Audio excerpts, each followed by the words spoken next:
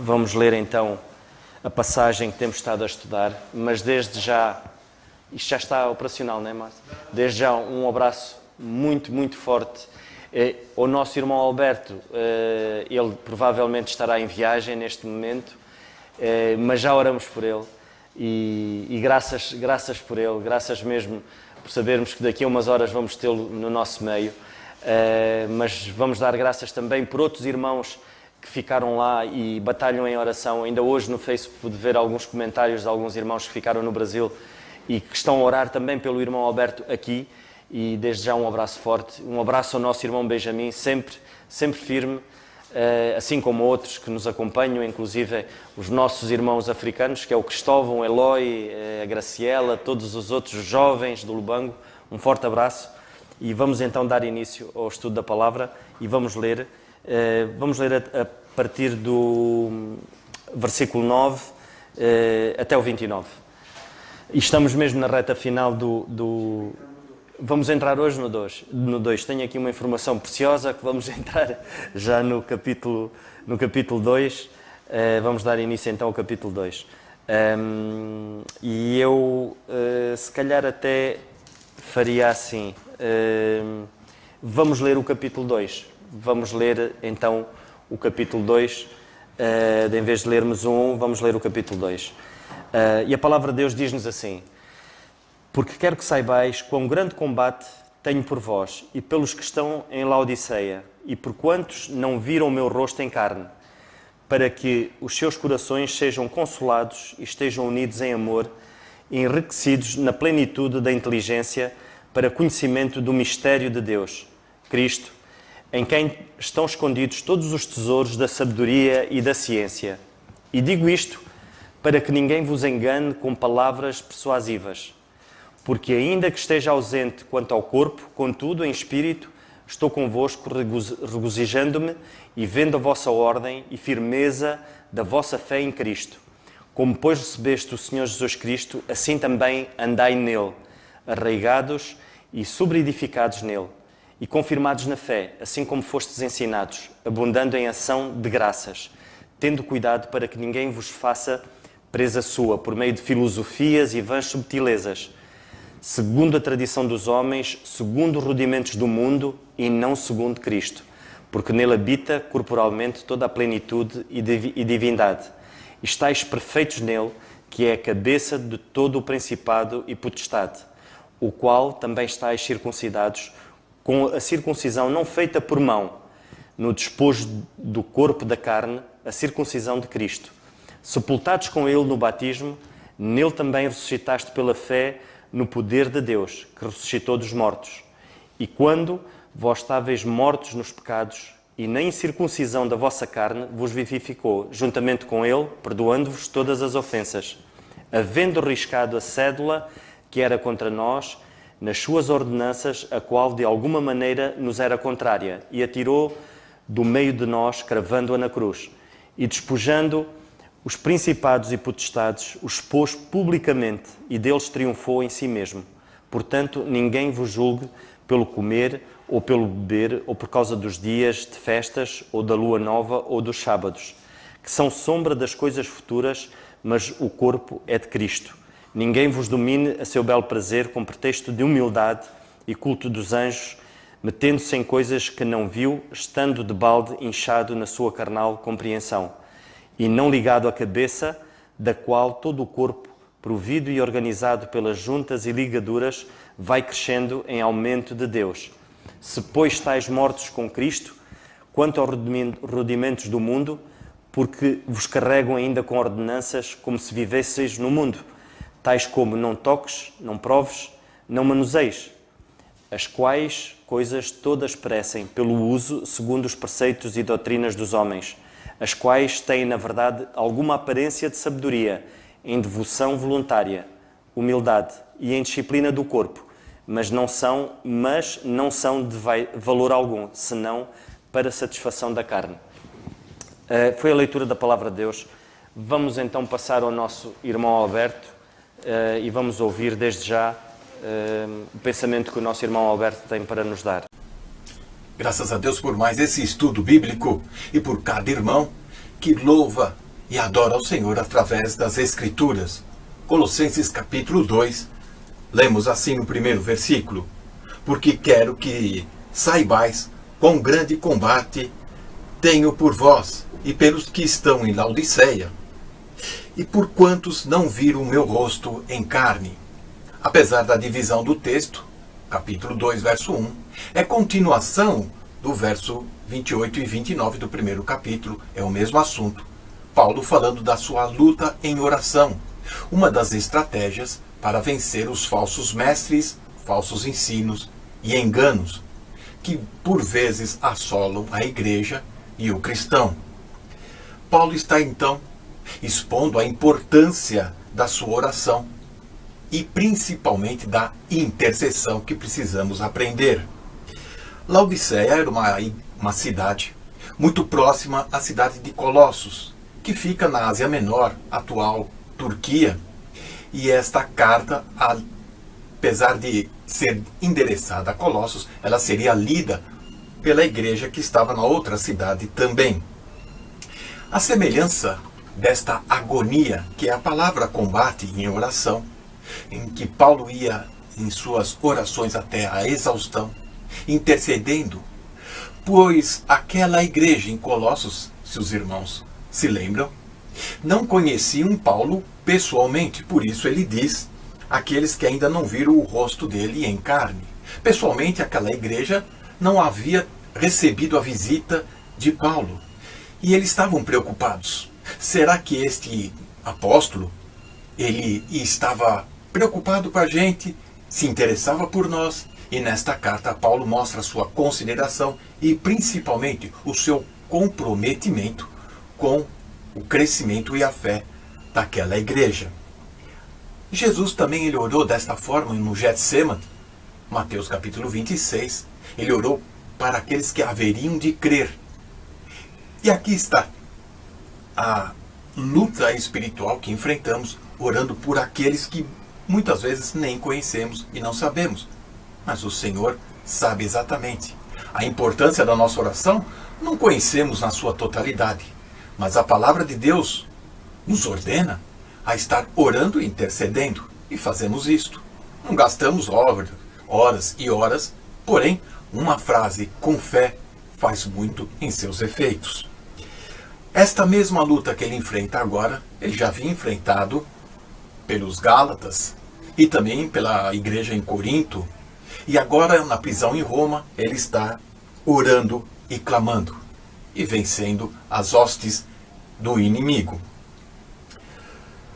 Razões por que um cristão ora. Bom, para ter comunhão com Deus, para ter esta relação, esta sintonia fina com o Senhor. Primeira carta de João, no primeiro capítulo, no verso 3, mostra que nós temos que ter esta confiança, assim como confiamos no amigo, assim como confiamos o pai no filho, o filho no pai. Esta confiança e certeza, nós oramos para expressar a nossa dependência a Deus. Em todos os assuntos, em todos os momentos, nós oramos, agradecemos e pedimos orientação de Deus para várias decisões também. O Salmo 62, no verso 8, confiai nele, ó povo, em todos os tempos, ou em todos os momentos. Derramai perante ele o vosso coração. Deus é o nosso refúgio. E a razão por que oramos é porque para interceder pelos outros. Primeira carta de Paulo a Timóteo, no capítulo 2, mostra a importância de estar orando até pelas autoridades e por todos que estão à nossa volta e que de alguma maneira acabam influenciando a nossa vida, a nossa rotina e cotidiano. Ele sabe perfeitamente, Paulo, que viver para si seria algo que iria desperdiçar a sua vida, não ia produzir fruto algum. E o cristianismo é assim, ninguém vive para si. É exatamente isso que ele faz em oração, compartilhando com Deus e principalmente dividindo as aflições, dúvidas daqueles irmãos na cidade de Colossos. O cristianismo, portanto, não é algo assim tão popular e atraente para as multidões, pois carregar a cruz de Cristo significa carregar aquilo que o mundo rejeitou e ainda rejeita: o Senhor Jesus. Quero terminar dizendo sobre a famosa frase do missionário Jim Elliot, que em 1956, enviado dos Estados Unidos para o Equador para trabalhar no meio dos índios, e acabou sendo martirizado ali. Ele diz algo muito interessante que devemos pensar e pesar em nossas vidas. Não é tolo aquele que dá o que não pode guardar para ganhar o que não pode perder. Nesta breve vida que temos, o que vai logo passar de imediato, num instante, somente o que é feito para Cristo é o que permanece, é o que vale e o que tem peso. Que o Senhor possa nos ajudar. Em breve estarei aí com vocês. Agradeço as orações e principalmente o carinho que os irmãos me recebem. Louvado seja o Senhor por isso. Amém. Convosco um pequeno pensamento. Tem a ver também com o capítulo 2 e o versículo 1, quando o apóstolo Paulo diz assim: quero que saibais quão grande combate tenho por vós e pelos que estão em Laodiceia e por quantos não viram o meu rosto em carne. Acho que o apóstolo Paulo começa aqui este capítulo com algo muito interessante. Ele diz: eu quero que vocês saibam. Ou seja, e como nós vimos um pouco mais à frente, eles não o conheciam, mas ele queria que eles soubessem que ele combatia em oração por eles. E nós podemos pensar assim: mas como é que ele orava se ele não conhecia as pessoas, não sabia das lutas pessoais, individuais de cada um? Isto é uma lição para nós. Às vezes a nossa tendência é orarmos quase cessantemente por aqueles que nós conhecemos, por aqueles que nos são mais chegados, pela nossa família, e às vezes passamos para o segundo plano quase que aqueles que não vemos, ou que raramente vemos. Mas o apóstolo Paulo não conhecia estes irmãos. Mas ele diz algo muito importante. Porquê? Porque isto servia de alento também para eles. E é isso que o Senhor quer. A mesma intimidade que Deus tem connosco, com a palavra, que ele tem uma intimidade, quer essa intimidade entre nós e Deus. O apóstolo Paulo aqui, o Senhor através do apóstolo Paulo revela isso na prática, em dizer: olha, eu quero que vocês saibam que eu luto em oração por vocês. E como é que ele orava por aqueles irmãos, se ele não os conhecia? Orava para quê? Para que eles tivessem saúde, para que eles tivessem uma estabilidade financeira? Não, nós podemos ver mais atrás e nós já tocamos nisto, já falamos nisto, mas nunca é demais tocar. Quando nós oramos por alguém que nós não vemos ou não conhecemos, ou, por exemplo, o caso de alguns irmãos, e alguns não conhecem o Cristóvão, alguns não conhecem o Eloy, alguns não conhecem o irmão Benjamin, como o irmão Alberto. Ainda eu falava esta semana com o nosso irmão Amadeu, e ele dizia-me: eu não conheço o irmão Alberto, mas tenho orado por ele. É engraçado, não é? Nós pensarmos assim: eu não conheço este irmão, mas eu oro por ele. E que tipo de oração é que nós podemos ter? E o apóstolo Paulo aqui diz-nos como é que nós devemos orar por estes irmãos que nós não conhecemos. E as batalhas que eles têm são batalhas que precisam ser dissipadas. E como? E o apóstolo Paulo diz aqui no versículo 9 do capítulo 1, ele diz: por esta razão nós também, desde o dia em que ouvimos, não cessamos de orar por vós e de pedir que sejais cheios do conhecimento da sua vontade, em toda a sabedoria e inteligência espiritual. Ou seja, o apóstolo Paulo, ele era específico nas orações dele, em relação àqueles irmãos. Porque ele, depois, logo a seguir, ele dá a resposta.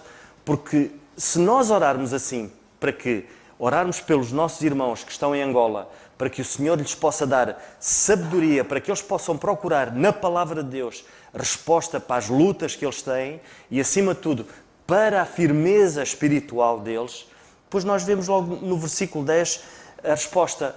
Se isso acontecer, ele diz isto: para que possais andar dignamente diante do Senhor, agradando-lhe em tudo, fortificando em toda a boa obra e crescendo no conhecimento de Deus.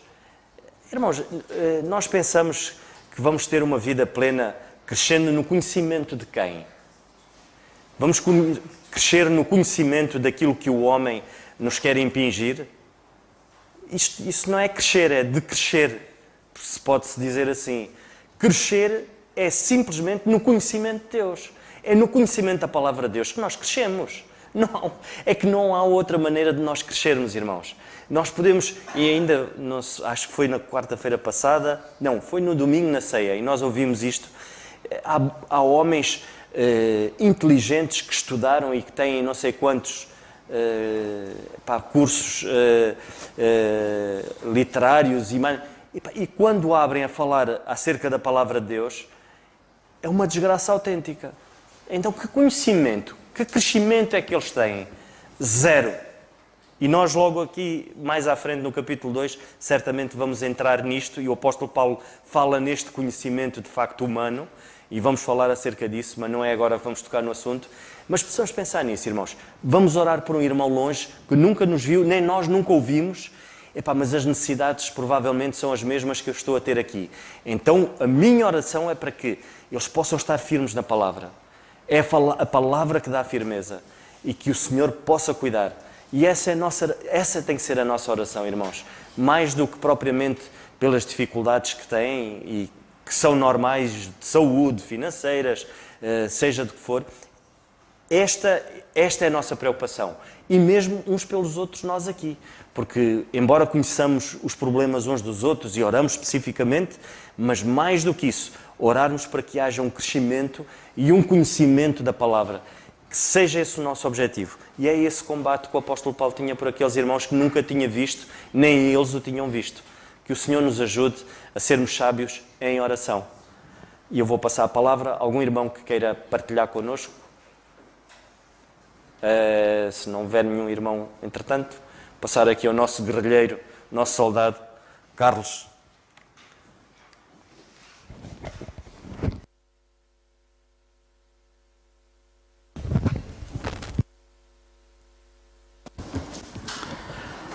Graças a Deus, chegamos ao capítulo 2 da Carta aos Colossenses. É um marco histórico. Chegaram-se ao capítulo 2, porque ao tempo que nós estamos no capítulo 1. Mas eu gosto de estudar a Bíblia em condições, não gosto de estar a Bíblia a correr. Eu podia fazer um estudo rápido da Carta aos Colossenses. Assim, isto tem 4 capítulos. O capítulo 1 fala disto, isto e disto. 2, aquilo e aquilo. É como alguns estudam a Bíblia. E 3, dá um resumo assim apanhado e ficamos sem saber nada. Chegamos ao fim, o que é que a gente sabe da Carta aos Colossenses? Pouco sabemos. Todos os estudos têm a sua validade, todos os estudos têm o seu valor, mas aquilo a que alguém um dia chamou o estudo microscópico da Bíblia, porque é o estudo telescópico, que é desse que estava a falar, que é o telescópico. A gente olha assim e tal, como quem olha para os astros, mas não sabe nada dos astros, mas pronto. Mas ele olha para os astros e vê lá uns astros e tal. É assim que alguns estudam a Bíblia. Também é importante, mas o estudo microscópico, que é o detalhado, que é o que nós estamos a fazer, ainda pode ser mais detalhado do que aquilo que a gente faz, mas já penso que é um bom nível e que é muito produtivo e que é muito enriquecedor. E nós estamos aqui para isto. Particularmente porque o capítulo 2 começa por dizer: quero que saibais. Porque eu quero que saibais. Ora, eu quero vos dizer uma coisa. Ninguém sabe nada se não se deter detalhadamente e em pormenor às coisas. Porque senão não sabe nada. Isto é assim em todos os domínios da vida, não é? Porque se um indivíduo quiser saber de serralheiro, não é? Não é com um estudo telescópico. E tal, o serralheiro é assim. Serralheiro... tem lá, eu vou dizer as neiras, porque eu não sou serralheiro, mas o serralheiro tem lá um elétrodo, e o que é um elétrodo? E não sei o quê, e depois aquilo faz não sei o quê, e depois aquilo é preciso cuidado, então tem que ter uma máscara por causa da luminosidade produzida pelo elétrodo lá, a fazer aquelas faíscas todas e tal, e não sei o quê. Aquilo pretende ligar, fazer ligas de pedaços de ferro e tal, e não sei o quê. E sei lá o que é que eu ia dizer. E, olha, mais vale estar calado, porque o ignorante a falar do que não sabe só vai dizer disparates. É assim que eu vejo muita gente a falar da Bíblia. Como não sabem a Bíblia, não conhecem a Bíblia, quando se põem a falar da Bíblia, só dizem disparates. Agora, um indivíduo que seja um serralheiro a sério e que perceba da sua profissão e saiba em detalhe do que é que está a falar, quando ele fala de serralharia, aquilo a gente põe sem sentido e diz assim, este indivíduo sabe o que é que está a dizer. Pois se nós quisermos saber das Escrituras da Palavra de Deus, temos que nos deter detalhadamente com elas. Vocês vão de reparar, e este é o primeiro pensamento que eu queria deixar, que o apóstolo Paulo está sempre a dizer nas cartas dele: não sabeis, não sabeis, não sabeis. E diz: quero que saibais, quero que saibais. Há duas coisas que ele diz sempre: não sabeis isto, não sabeis aquilo. E depois diz: quero que saibais, quero que saibais, quero que saibais. É impressionante a preocupação que ele tem. E deixai-me dizer que, se por um lado isto é verdade em relação à dispensação da graça, porque há muita ignorância na dispensação da graça, a qual o Senhor deu a ele, e por ele está empenhado em que as pessoas conheçam as verdades da dispensação da graça, e por isso disse: não sabeis? Já ouvistes falar da dispensação da graça de Deus que para convosco como foi dada a mim? Para alguns isto é chinês. Deus deu-lhe uma dispensação a ele, a Paulo? Deu. Dispensação da graça, o que é isso? Este mistério, diz ele. Mistério? Isso deve ser uma coisa muito complicada para eu perceber. Será? Quero que saibais, não quero que ignoreis, quero que saibais.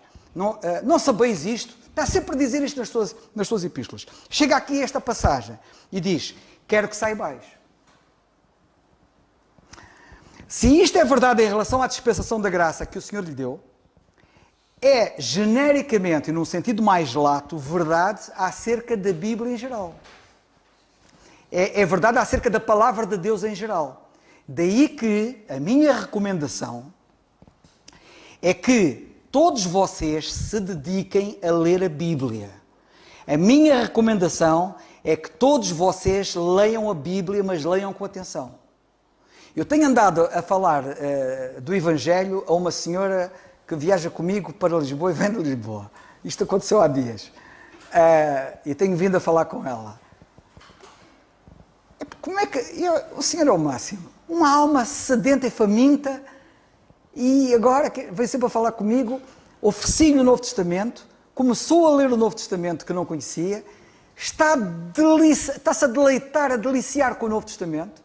Começou com Mateus capítulo 1, começou com as gerações de Jesus Cristo, e quase que não passou das gerações de Jesus Cristo, porque ela volta sempre atrás, que ela quer perceber aquilo tudo, quer conhecer aquelas histórias, aquela gente, aquelas personalidades, etc. Está fascinada com aquilo, e eu até tive que lhe dizer assim: olha, não queira estar a compreender tudo aquilo que lê e não deixe de avançar porque não entendeu. Não se preocupe com isso. Isto, vai ter que ler a Bíblia muitas vezes, sabe? Como eu. Vai ter que ler a Bíblia muitas vezes. E, nesta primeira leitura, vá lendo. Se não percebeu, não se preocupe. Vá lendo e tente perceber o que pode perceber e vá avançando, mas vá lendo. Foi a minha recomendação em relação a ela. Porque senão ela não sai dali. Porque ela, enquanto não entender aquilo que está a ler, não sai dali. Mas achei interessante.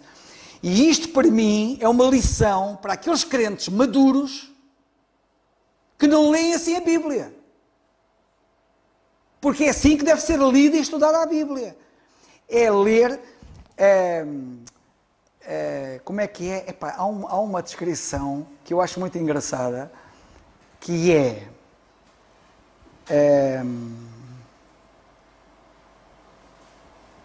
eu não sei dizer. Agora, tenho pena, e eu gostava de poder ter acesso a essa afirmação, que é uma afirmação que tem a ver com o seguinte. Eu acho muito engraçada, que é o indivíduo que estuda a Bíblia, as calças, o fundo das calças, estarem colados ao assento da cadeira. Isto não é dito desta maneira, mas a ideia é esta. É o fundo das calças estar colado entre aspas, ao assento da cadeira, até que o assunto seja dominado. Ou seja, o indivíduo não sai dali sentado, até que o assunto esteja dominado. E nós temos que estudar a Bíblia. Há muita ignorância nas Escrituras, muita ignorância. Nós vemos o apóstolo Paulo escrever estas cartas a estes crentes, à igreja em Corinto, à igreja em Colossos e a muitas outras igrejas, e apercebemos-nos da preocupação dele, da ignorância que eles tinham. Eles não sabiam muita coisa, ele está preocupado em que eles saibam isto. Como é que eles iriam saber aquilo que ele está a falar se não lessem o que ele está a escrever? Como é que nós vamos conhecer se não lermos? Se não estudarmos? Portanto, esta é a primeira grande nota que eu quero chamar a vossa atenção, particularmente porque se quando vocês continuarem a ler o capítulo 2, e estamos no princípio do capítulo 2, logo no versículo 2, e ele diz que ele quer que eles saibam. Sabem para quê? Isto é mais profundo que aquilo que vocês possam imaginar. Porque ele diz que a preocupação dele era que eles estivessem, versículo 2, parte do meio, estivessem, entre outras coisas, enriquecidos da plenitude da inteligência. Há uma outra versão que traduz ser enriquecido da plenitude da inteligência como tendo a plena certeza do entendimento. O enriquecimento que nós temos aqui assim, enriquecidos da plenitude da inteligência, significa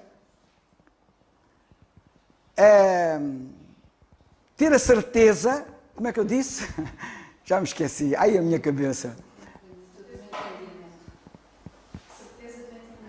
A plena certeza do entendimento.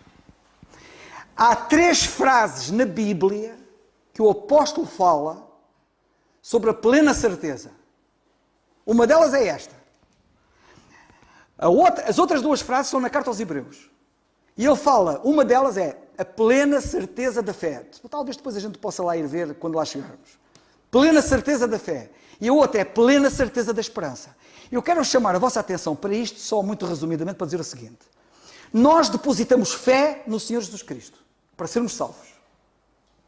É importante e maravilhoso podermos saber que podemos ter a plena certeza de fé. Infelizmente, os religiosos não têm sequer a certeza das obras que praticam. Porque eles praticam obras para ver se ganham o favor de Deus e partem deste mundo sem saber. Ignorantes. Estamos a falar de obras, ok? Porque eles confiam nas obras. E eles não têm a certeza das obras, muito menos a plena certeza das obras. Pois, queridos irmãos, para quem conhece a verdade do Evangelho, crê apenas no Senhor Jesus Cristo por meio da fé e pode ter não apenas a certeza da fé, mas a plena certeza da fé. Depois ele fala da plena certeza da esperança, que agora não vou falar, porque é para não me desviar. E ele aqui, que é o que me importa, fala de outra plena certeza, que é a plena certeza do entendimento, a plena certeza da compreensão. Eu nunca gostei das coisas impingidas à martelada. É assim porque é assim. Por exemplo, muitos assuntos que existem e que às vezes há crentes, também porque também são ignorantes, não é? E dizem aos outros crentes, tens que fazer isto. Mas porquê que eu tenho que fazer isto? Porque tens que fazer. Eu não gosto disso. Eu não gosto de fazer uma coisa porque tenho que fazer. Eu gosto de fazer uma coisa porque eu percebo porque é que eu tenho que fazer. Tem que haver entendimento.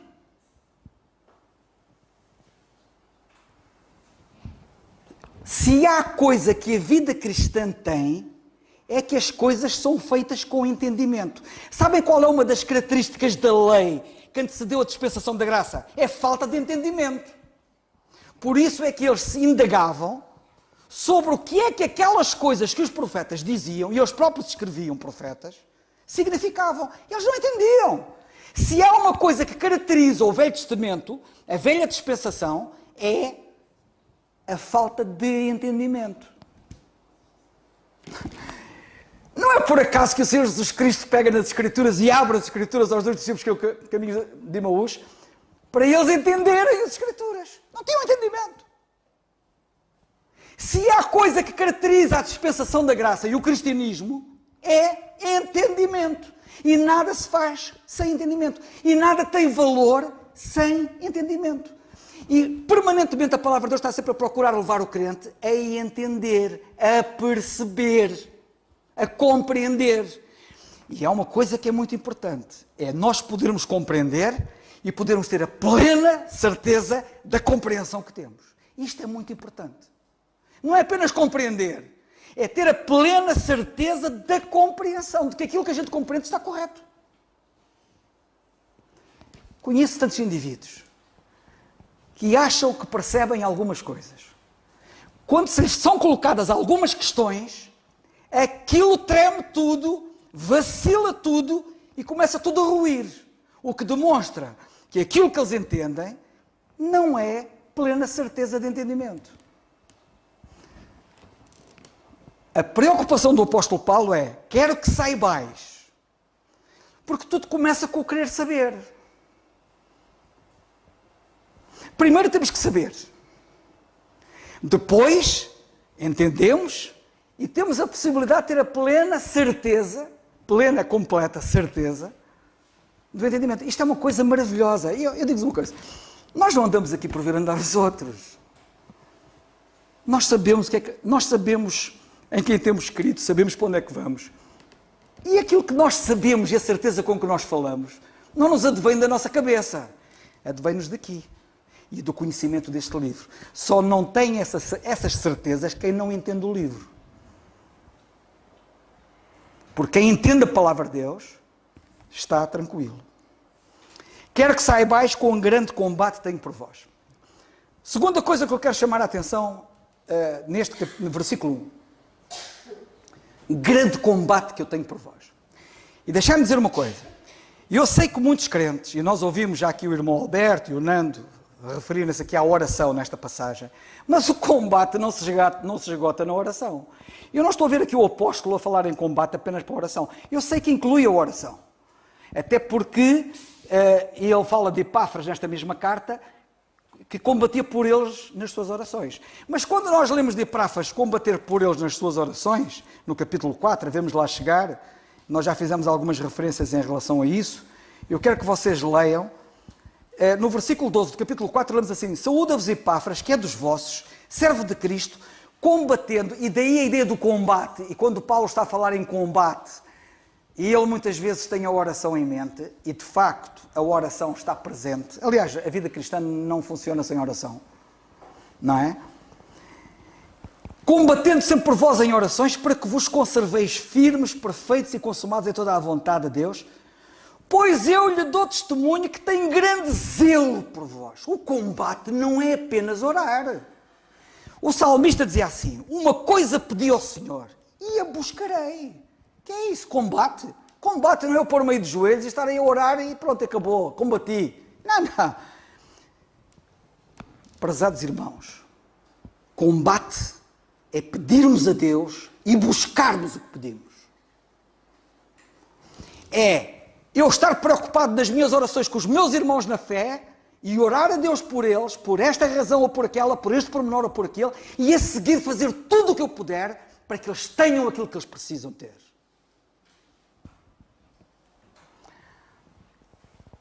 Quantas orações... Por exemplo, eu vou-vos dar um exemplo básico. Quantas vezes eu, na minha vida de crente, desde bem novo na fé, ouvia aqueles crentes mais experientes, e quando estavam numa reunião de oração, ou falavam sobre a reunião de oração, ou falavam sobre a oração, diziam isto. Um determinado crente levantou-se na igreja para orar e diz: Senhor, cuida disto, cuida daquilo, cuida de não sei o quê. E houve um outro irmão que se virou e disse assim: irmãos, vamos dar graças a Deus porque o Senhor respondeu à oração do nosso irmão através dele mesmo. E ele estava a pedir para que fulano tivesse o problema financeiro resolvido e não sei o quê, ia haver necessidades financeiras de obra de Deus aqui e acolá, e o outro irmão disse assim: está o problema resolvido, este indivíduo está cheio de dinheiro, o problema já está resolvido. Pedir e fazer por suprir. E eu não estou a falar de dinheiro, não estou a falar da parte financeira, nem da parte material, mas estou a falar da parte espiritual. É eu pedir e tudo fazer com zelo, como nós lemos aqui da parte do Epáfras, no versículo 12, que diz a Bíblia: dou testemunho que tem grande zelo por vós, e pelos que estão em Laodiceia, e pelos que estão em Herápolis, etc, etc. Portanto, eu quero aqui chamar a vossa atenção, porque este combate, e como nós podemos ver, aliás, desde o princípio da carta que temos estado a ver, havia grandes inimigos, haviam grandes opositores à verdade, e o apóstolo estava permanentemente a combater por eles, e não era só orar, era enfrentar os inimigos da verdade e desmascará-los e mostrar o erro em que eles estavam e desmontar os erros em que eles estavam, e alguns deles conseguiam enganar os crentes começavam a ser enganados, e ele tinha que lutar e combater para demonstrar e mostrar aos crentes. E para o indivíduo fazer isto tem que conhecer bem a verdade. Para eles não serem enganados, se vocês lerem o capítulo 2, vocês reparem que neste combate, ele continua por aqui abaixo, e diz assim, versículo 8, tendo cuidado para que ninguém vos faça presa sua, por meio de filosofias e vãs subtilezas, segundo a tradição dos homens, segundo os rudimentos do mundo, e não segundo Cristo. E vocês continuam por aqui abaixo, e vocês veem permanentemente a luta, o combate. Versículo 16. Portanto, ninguém vos julgue pelo comer ou pelo beber ou por causa dos dias de festa ou da lua nova ou dos sábados, que são sombras. Ele tem um combate tremendo pela verdade do Evangelho, que procuravam trazer as coisas da lei para a verdade do Evangelho. E o apóstolo Paulo é um guerreiro autêntico, não permitindo que tal coisa acontecesse. Portanto, não era apenas oração. O combate da vida cristã não se esgota na oração. Mas também é importante nós não nos esquecermos que o combate da vida cristã não é apenas conhecer a palavra de Deus e defendê-la, é também orar. O combate, a oração faz parte do combate. Portanto, é todo um conjunto de coisas importantes. Por último, eu gostaria de chamar a vossa atenção, eu penso que é por último, há mais duas coisas, a outra é curtinha, que é o seguinte: na sexta-feira passada, na reunião de jovens, uma das coisas que eu me preocupo em relação aos nossos jovens, eles estão ali, alguns deles, estavam cá na reunião, na reunião de jovens, na sexta-feira passada, uma coisa que eu procurei fazer passar-lhes é o quão prático é o cristianismo. Isto não é teoria. A coisa que eu mais detesto é falar de coisas que sejam teóricas. Porque se há coisa que o cristianismo é extremamente prático. Mas para nós podermos realizar na prática, temos que entender aqui na cabeça. E se debaixo da lei Deus dizia, tens que fazer, e o indivíduo tinha que fazer, mesmo que eu não entendesse, debaixo da graça, o amor de Cristo me constrange. O que me constrange não é porque alguém me diga para eu fazer ou deixar de fazer. Não, o cristianismo nunca foi, nem nunca será um conjunto de regras. Faz e não faz. Nunca. Isso não é cristianismo. Isso é legalismo.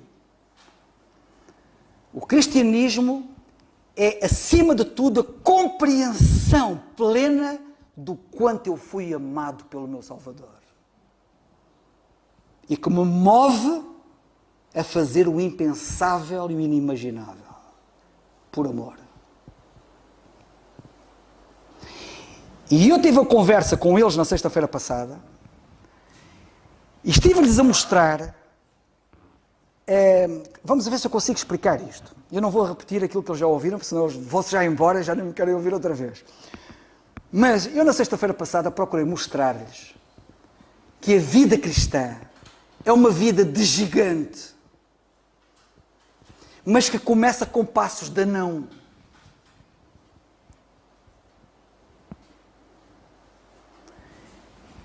A vida cristã começa com pequenos gestos que se transformam em coisas, em incêndios incontroláveis.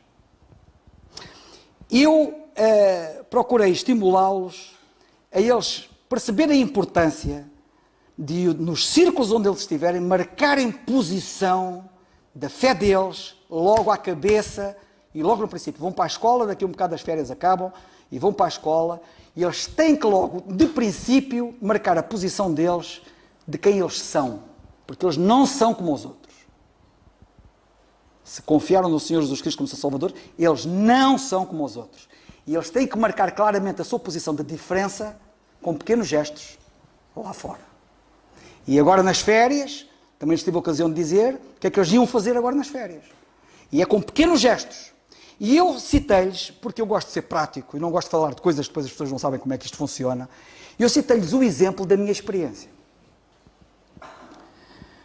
Eu converti-me com 17 anos, ia fazer 18 anos, e com 22 anos quis Deus que eu viesse para os fuzileiros, para a Marinha.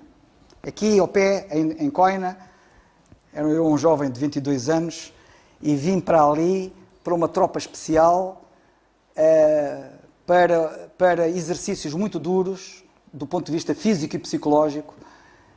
E eu, que me tinha convertido a sério, com 17 anos, quase 18 anos, naqueles cerca de 4 anos e tal de vida que eu passei a ter depois de crente, foram 4 anos e tal de vida espiritual muito intensa, repito, muito intensa. todos os dias, permanentemente, todos os dias, envolvido com os crentes. Vocês escolham o que vocês quiserem fazer. Para mim, eu tinha que estar com os crentes. E mesmo quando estava sozinho, estava com a palavra de Deus. E quando eu não estava sozinho, estava com os crentes. E normalmente à noite juntávamos para irmos a um estudo bíblico qualquer e lá eu com eles, etc. Mas eu não vou agora divagar muito disto. Vou para aqui para os fuzileiros.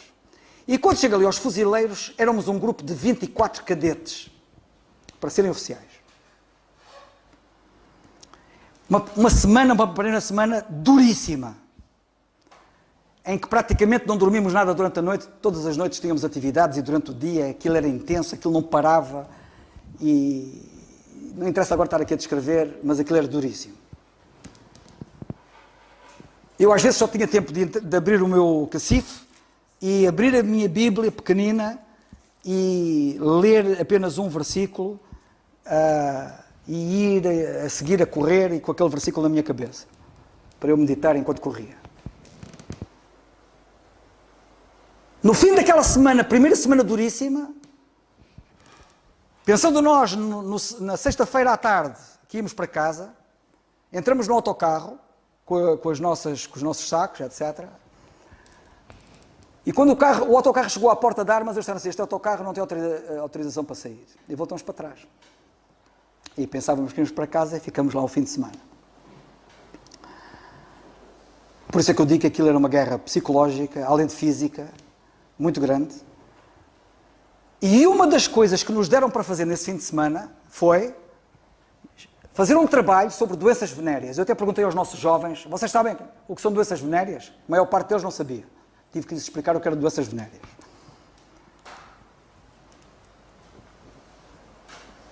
Isto faz parte do ensino.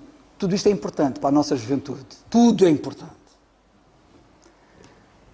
E o trabalho, éramos 24, era para ser feito 2 a 2.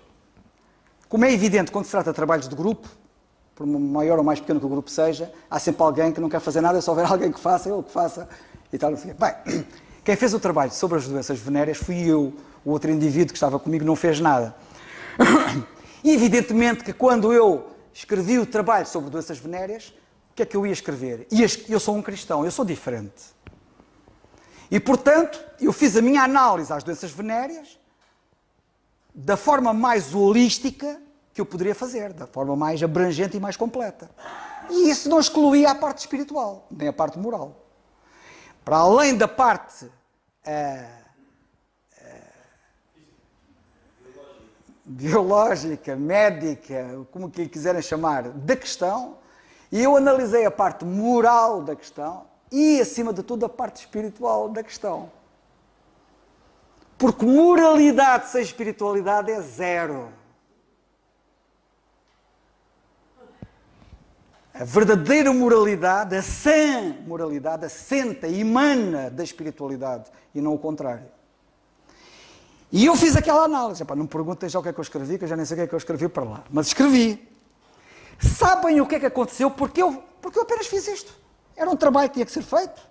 Durante uma semana ali, eu ia munido. Atenção, eu quando vim para os fuzileiros, eu trazia vários Novos Testamentos comigo. Eu trazia várias esferográficas, branquinhas, BIC, que diziam Jesus, o único libertador.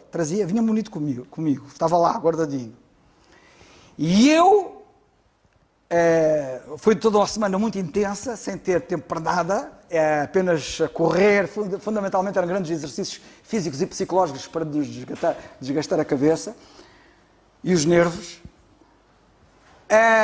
E quando chegou a essa sexta-feira, que nós tínhamos que fazer o trabalho, foi no sábado que eu comecei a fazer o trabalho, e no sábado acabei o trabalho, e quando acabei o trabalho, a maior parte deles estavam numa sala de estar a jogar às cartas, etc., e a conversar, e não sei o que mais, outros a ver televisão, e eu acabei aquilo, cheguei ao pé do outro, meu camarada, e disse assim, olha, tenho o trabalho pronto, se não te importas, lê e assina. Tinha que ser assinado pelos dois, não é?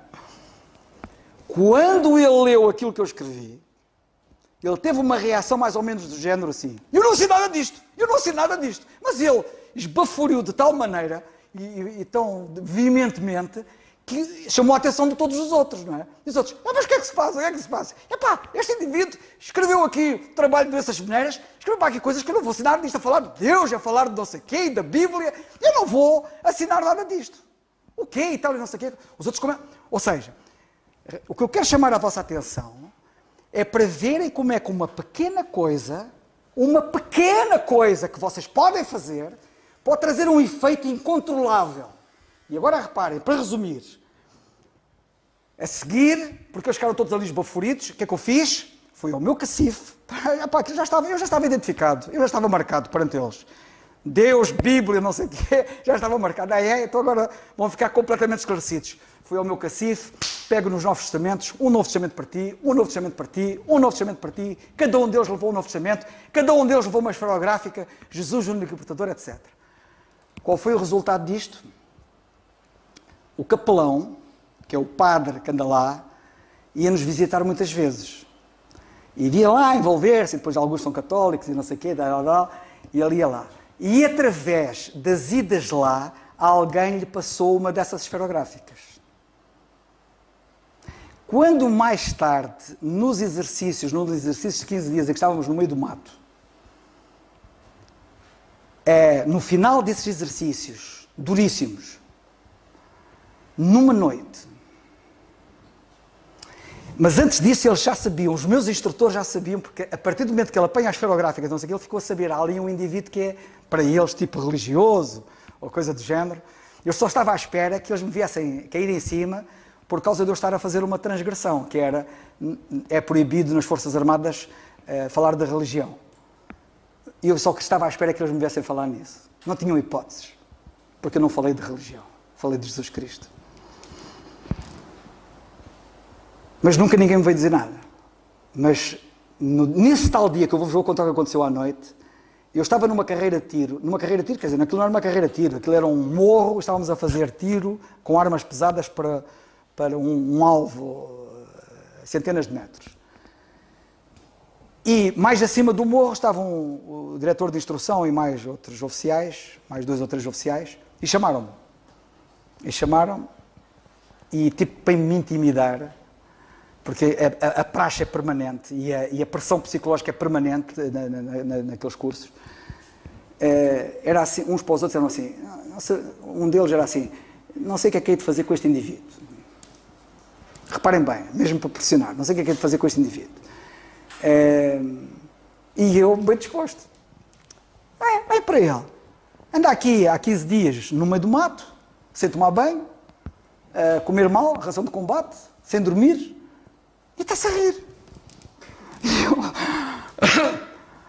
E eu, normal. Com aquela conversa, sabem porquê? Porque todos nós sabíamos que alguns indivíduos nestes cursos chumbam. E alguns indivíduos não atingem o perfil que eles querem e chumbam. E estava-me nas tintas para o perfil qualquer que ele fosse. O meu perfil é cristão. E pelos vistos, perfil cristão dá bom fuzileiro.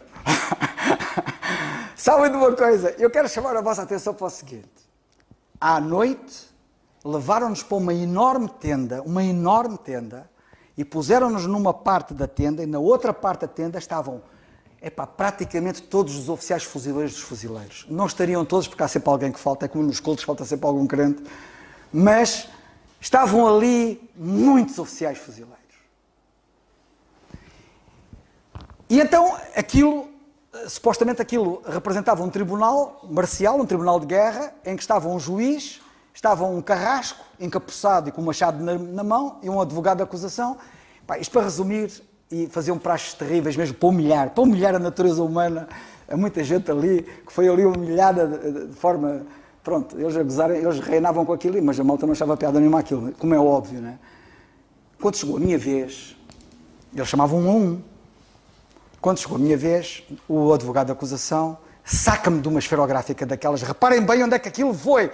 Como é que a decisão de eu marcar a minha posição num simples artigo sobre doenças venéreas, vede até onde é que pode ir uma decisão que vocês tomem por se identificarem com Cristo. Uma coisa simples. Não tem que fazer nenhuma coisa complicada. Uma coisa simples. qualquer coisa que vos identifique como crentes. É o suficiente. Vocês vão ver o que é que se vai trazer como resultado. Ele pega na esferográfica e disse: fui encontrar esta esferográfica, andando a fazer propaganda subversiva, e o indivíduo que andou a fazer isto, chamaram-me a mim. Bem, eu tremia que nem várias verdes. Isso é que me vai acontecer, não é? Perante a gravidade. É que os outros, muitas das coisas que faziam aos outros, aquilo era tudo fantochada. Agora, para mim era coisa séria. Aquilo era mesmo a sério, não era a brincar. Vai ser condenado, e o carrasco lá com o machado na mão, vai ser condenado a vir aqui à frente e falar sobre o tema das esferográficas. Jesus, o único libertador. E eu, isso assim, para mim é um prémio. Levantei-me, fui lá à frente e disse assim, por outras palavras: muitas pessoas julgam que no fim do século passado a escravatura acabou. Estão completamente enganados. Jesus Cristo disse que quem comete pecado é escravo do pecado. E como todos são pecadores, todos são escravos do pecado e continuam escravos. E só Ele pode libertar. Para. E fui-me sentar. Como podem imaginar, estando ali a maioria dos oficiais fuzileiros presentes naquela tenda, eu fiquei logo marcado perante aquela gente toda. Aliás, eu naquela hora, eu fiquei marcado na marinha inteira. E a partir dali, imaginem que é toda a gente sabia que eu sou crente. E as conversas que daí derivaram, as oportunidades que surgiram, como tudo se facilitou para mim, por causa de eu, desde a primeira hora, ter marcado a minha posição. Se isto é verdade em relação à pregação do Evangelho e ao nosso testemunho espalhando o Evangelho, se isto é verdade, ou seja, se é verdade que uma pequena posição da minha parte traz consequências tremendas, porque isto causa um efeito, como é que se diz? Um efeito dominó, um efeito dominó, não é? Reativo, isto provoca uma reação em cadeia tremenda. Também é verdade na vida cristã, enquanto crentes uns com os outros.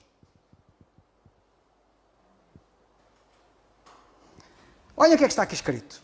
E agora leiam este versículo como eu vou lê-lo, ok? Quero que saibais, porque alguns ignoram e deviam saber isto. E isto que eu acabei de dizer é algo que vocês não devem ignorar. Que um pequeno gesto da vossa parte, vocês deixam de controlar o que vai acontecer a seguir. Porque sabem que uma coisa, quem vai fazer as coisas é o Senhor, não são vocês. Quem fez o resto foi o Senhor.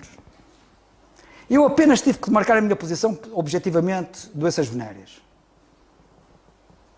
Quem depois produziu o efeito no outro indivíduo, e depois nos outros, e depois no padre, e depois nos outros oficiais, e por ali fora, e afetou a marinha inteira, já não fui eu, aquilo já era o Senhor a controlar e a comandar as operações. Já não era eu.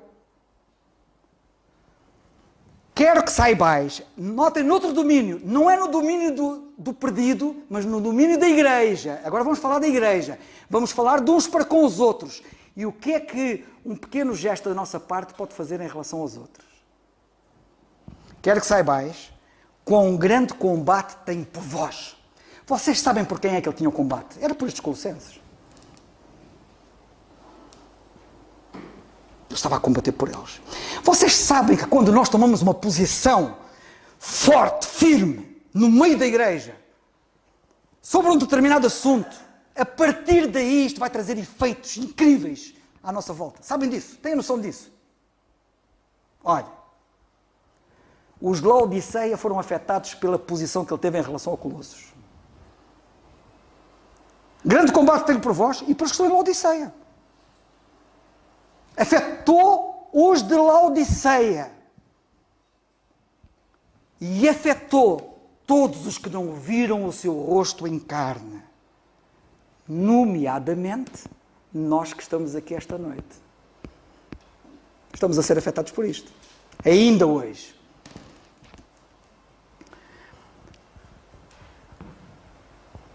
Nos últimos 2 domingos, ouvimos 2 mensagens do nosso irmão José Carvalho e do nosso irmão Fernando, 2 mensagens em que, sendo elas diferentes, tinham isto em comum. Como é que um erro, como é que um pecado traz consequências tremendas em catadupa. Certo, Nando? Foi o que o Zé disse e foi o que tu disseste. Ambas mensagens diferentes. O Zé pegou no pecado de David, e o que é aquele pecado? Um só pecado. Como é que o ele não estar na frente da batalha? E pecado não é só fazer mal, é não fazer o bem que devemos fazer. Isto é outro conceito de pecado que muita gente não tem. Pecado não é só fazer o que está errado. Pecado é não fazer o que está certo. E ele, o não fazer o que está certo, levou-o a fazer muita coisa errada. Já repararam bem? Que ele foi levado a fazer coisas erradas por não ter feito uma coisa que estava certa.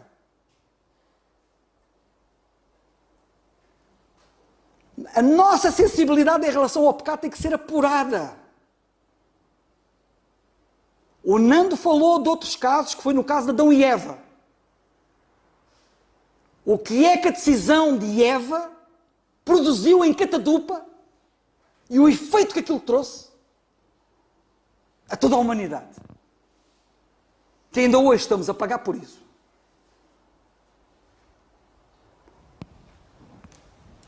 Se é verdade que um pequeno mal causa tanto mal, imaginem o que um pequeno bem pode causar de bem se nós nos determinarmos a bem fazer.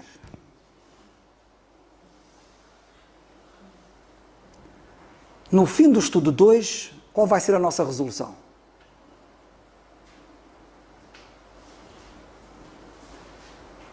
Há coisas que devemos fazer e não estamos a fazer. Isso é pecado. Eu já nem falo das coisas que fazemos e que não devemos. Já só falo das coisas que devemos e não fazemos.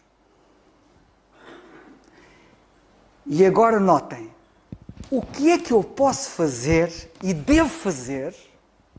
Coisa simples. Que pode causar um efeito tremendo.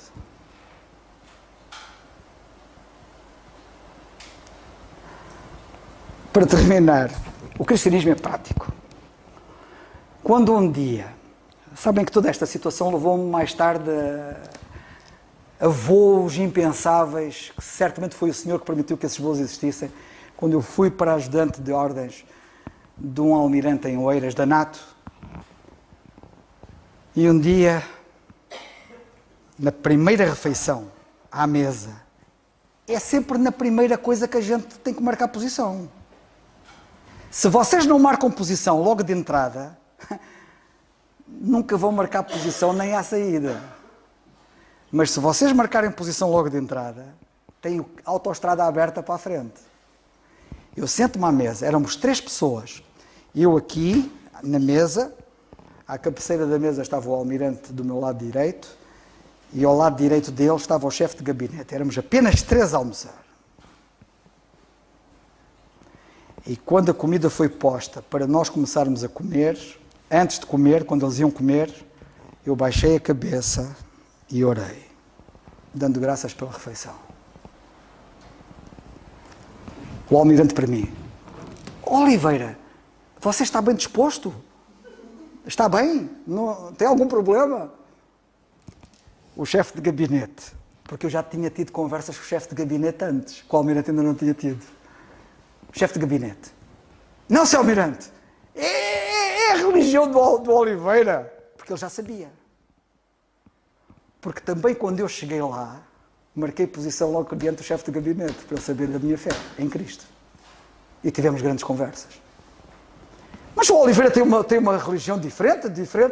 Abriu-se a porta para eu poder expor o Evangelho ao Almirante.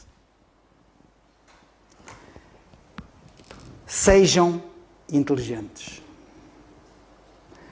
A vida cristã é fascinante, mas ela começa com coisas pequenas.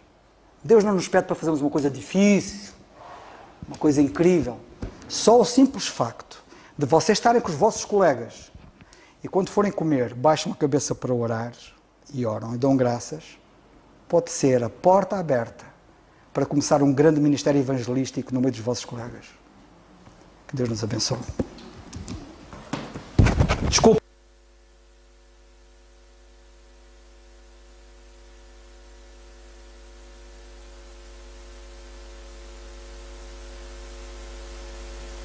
Ficar de pé, irmãos, e vamos terminar com a oração. E quando o Carlos agora falava, um dia um grande homem de Deus, que era Moody, ele disse, ou a Bíblia afasta-nos do pecado, ou então o pecado vai-nos afastar da Bíblia. E então é a escolha nossa. O que é que nós preferimos? Estar perto do conhecimento e da vontade de Deus, que é a palavra de Deus, que é a Bíblia? Se nos afastarmos, certamente o pecado domina as nossas vidas e isso vai ter consequências. Que o Senhor nos... Esqueci-me de uma coisa. Força, Carlos. Eu queria dizer isso e não disse, desculpem lá, mas esta é, pá, já agora perdido por ser, perdido por mil, não é? Mas isto é rápido. Há dias, foi nestes dias recentes, eu escrevi um poema. Eu não vos vou ler o poema, mas vou-vos ler uma quadra desse poema. O apóstolo Paulo dizia, eu quero que saibais quão grande combate tenho. Eu também tenho. Ele tem combate, eu também tenho. E vocês também devem ter.